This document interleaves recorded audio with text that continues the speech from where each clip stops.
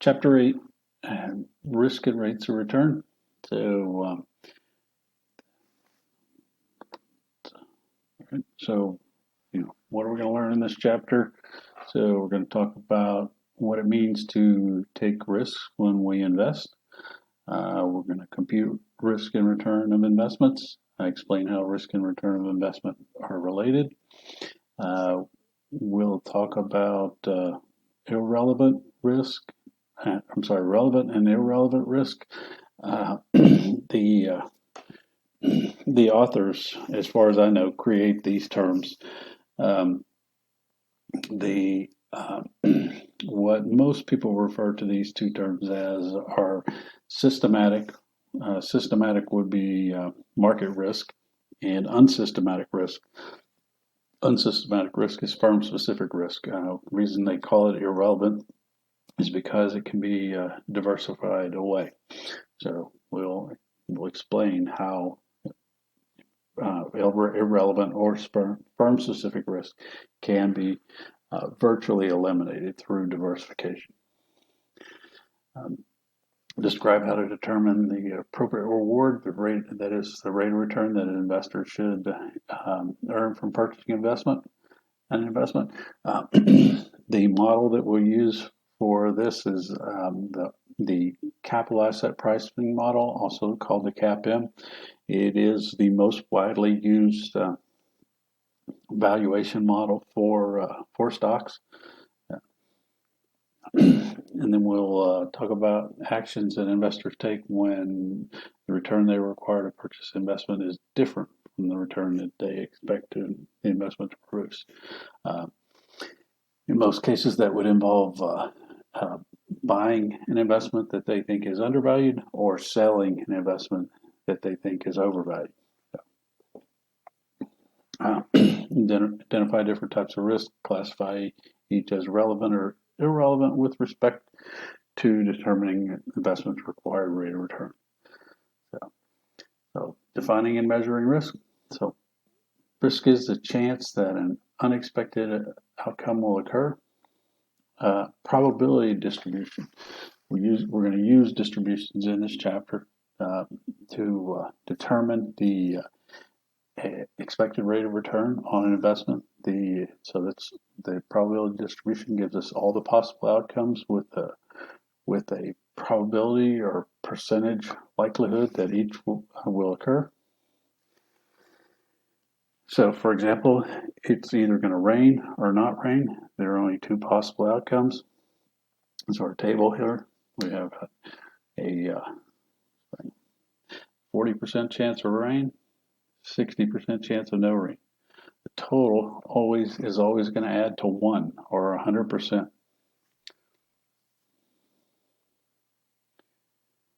So this example here, we've got two probability distributions here. Got Martin Products and then US Electric. So we've got three states of the economy. We've got boom, normal, and recession.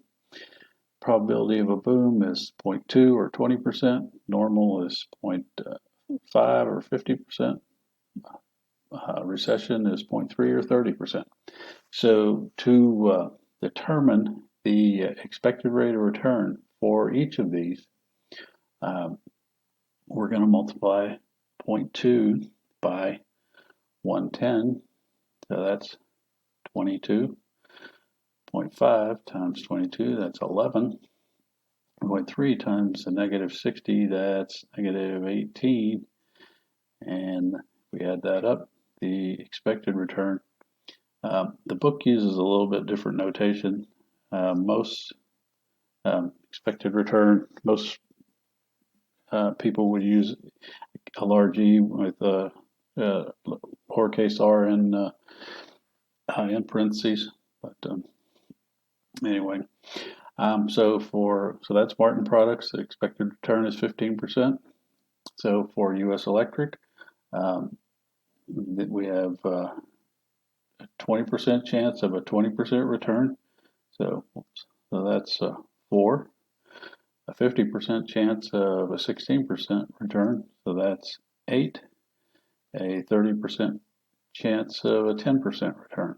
So that's 3. We add these two up, or add these 3 up, we get 15%, just like here. One thing to note is the risk associated with these two investments is much greater. We can see that Martin Products has a much greater volatility than does U.S. Electric. So in this case, a risk-averse investor would prefer U.S. Electric because that 15% is more certain than the 15%. It's going to be a lot more ups and downs associated with the 15% return with regard to Martin Products. Expected rate of return. The rate of return expected to realize from investment during its life. We just calculated that using those probability distributions and the rates of return during those expected given those economic conditions. The mean value of the probability of distribution or possible returns, same thing. So we're multiplying the probability by the expected returns in those states of the economy. We're going to get the mean value, just same. It's also the weighted average of the possible outcome. So all 3 of these are basically saying the same thing in a different way. So, expected rate of return, we take the probability. So in scenario 1, multiply it by that return. Probability in scenario 2, multiply it by that return. And in our case, we had this was 3. So we have probability in 3. We just add those up and we get our expected return.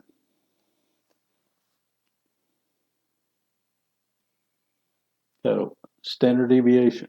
So standard deviation is the measure of risk associated with we can calculate the standard deviation of an individual investment, portfolio, combination of investments, anything. So we take just one note here, standard deviation is the square root of variance.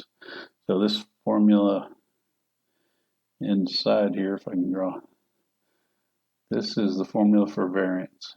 And what I normally do is I'll calculate the variance and then take the standard deviation. So the notation for variance is sigma squared. So, all right. So what we take is, so for example, we take our return in scenario 1, that was a boom economy, minus the mean, and then we square it, and then multiply it by the probability. So that probability was 0.2, I believe. And then do the same for the next observation. So in this case, in our previous example, we'd have 3 observations. So we do this 3 different times, and multiply them by the probabilities, add them up, and that would give us the variance. Take the square root, and that would give us the standard deviation.